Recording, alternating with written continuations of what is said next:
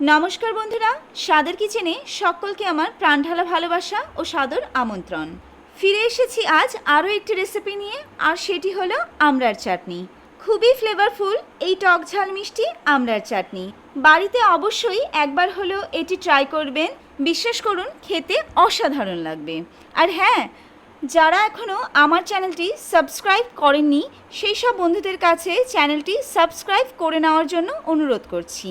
চলুন সময় নষ্ট না করে ঝটপট দেখে নিই। প্রথমে 10টা আমড়া আমি খুব ভালো করে ছুলে ধুয়ে পরিষ্কার করে নিয়েছি।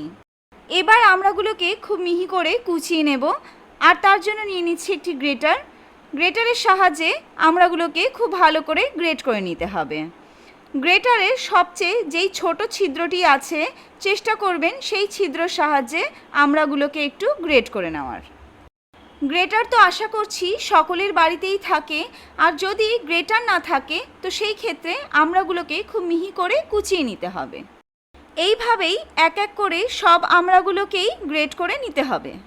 দেখতেই পাচ্ছেন সব আমড়াগুলো খুব ভালো মতো গ্রেট করা হয়ে গেছে, আর অবশিষ্ট যেই আটিগুলো রয়েছে সেগুলো আমি ফেলে দিচ্ছি। এবার চলুন চাটনিটি রেডি করে নিই। এবার গ্যাসের ফ্লেম অন করে কড়াইতে দিয়ে দিচ্ছি 1 টেবিল চামচের মতো সর্ষের তেল। সবসময় চেষ্টা করবেন চাটনি তৈরির সময় সর্ষে তেলই ব্যবহার করার, তার কারণ সর্ষের তেল চাটনির টেস্ট আর ফ্লেভার অনেকটাই বাড়িয়ে দেয়। এবার তেল গরম হয়ে গেলে ফোড়নে দিয়ে দিচ্ছি সামান্য সর্ষে, খুব সামান্য মেথি দানা, আর একই পরিমাণে সামান্য মৌরি। এবার গ্রেট করে রাখা আমড়াগুলোকে এর মধ্যে ছেড়ে দিচ্ছি। এবার দিয়ে দিচ্ছি স্বাদ অনুযায়ী সামান্য নুন। আমার স্বাদ অনুযায়ী এখানে হাফ চামচের মতোই দিয়ে দিলাম, তবে নিজেদের স্বাদ অনুযায়ী কম বেশি করে নিতে পারেন। দিয়ে দিচ্ছি হাফ চামচের থেকেও সামান্য একটু কম হলুদ, আর দিয়ে দিচ্ছি হাফ কাপ চিনি। এবার খুব ভালো করে নেড়ে চেড়ে উপকরণগুলোকে আমড়ার সঙ্গে মিশিয়ে নিচ্ছি।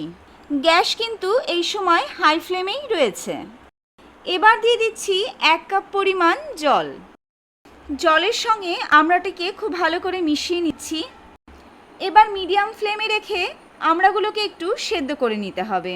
মোটামুটি 7-8 মিনিট ধরে সেদ্ধ করে নিলেই হয়ে যাবে।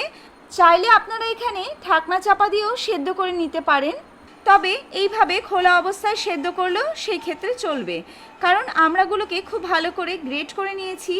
এর জন্য খুব বেশি সময় লাগবে না, আর ঢাকনা চাপা দেওয়ারও প্রয়োজন নেই। আমড়াগুলো খুব ভালো মতো সেদ্ধ হয়ে গেছে। এবার এর মধ্যে দিয়ে দিচ্ছি হাফ চামচ চিলি ফ্লেক্স।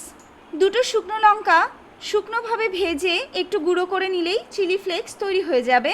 এটি আপনারা আগে থেকেও তৈরি করে রাখতে পারেন, তাতে রান্নার সময় ঝটপট ব্যবহার করা যায়। এবার দিয়ে দিচ্ছি হাফ চামচ ভাজা মশলার গুঁড়ো। এটি কিন্তু চাটনির প্রাণ, অর্থাৎ চাটনির টেস্ট বাড়াতে সবচেয়ে মুখ্য ভূমিকা পালন করে, তাই কোনোভাবেই এটিকে স্কিপ করবেন না। কিছুটা জিরে, মৌরি, ধনে আর শুকনো লঙ্কা শুকনোভাবে ভেজে গুঁড়ো করে নিলেই ভাজা মশলা তৈরি হয়ে যায়। আর তাছাড়াও আমার চ্যানেলে একটি স্পেশাল ভাজা মশলার ভিডিও আপলোড করা আছে, ডেসক্রিপশন বক্সে লিংক দিয়ে রাখছি, প্রয়োজন হলে একটু দেখে নেবেন। আর এরই মাঝে তৈরি হয়ে গেছে আমার খুব মুখরোচক আর টক ঝাল মিষ্টি আমড়ার চাটনি। রেসিপিটি ভালো লাগলে অবশ্যই একটি লাইক দেবেন, আর চ্যানেলটিকে সাবস্ক্রাইব করে আমার সঙ্গেই থাকবেন। কথা দিচ্ছি খুব শীঘ্রই দেখা হবে নতুন অন্য কোনো আরও একটি রেসিপিতে। সেই পর্যন্ত সবাই খুব ভালো থাকবেন, সুস্থ থাকবেন। ধন্যবাদ।